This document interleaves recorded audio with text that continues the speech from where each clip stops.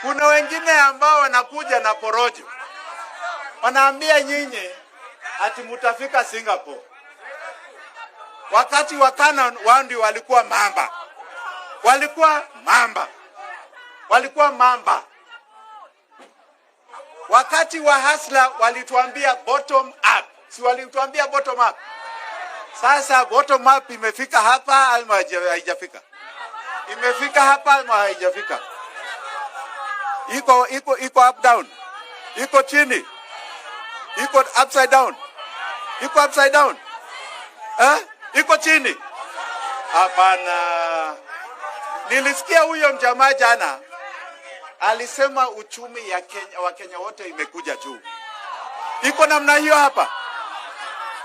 Anasema siku hizi watu wako na hela kwa mfuko. Hapa ni kweli hapa? Anasema ile porojo tunazungumza na inaandikwa ni porojo tu. Ati hapa mumepata free housing, affordable housing. Makazi mumepata. Pesa iko kwa mfuko. Basari munapata ya shule. SHA inafanya kazi. Wacha. Lakini akija hapa mimi naona mnasherehekea.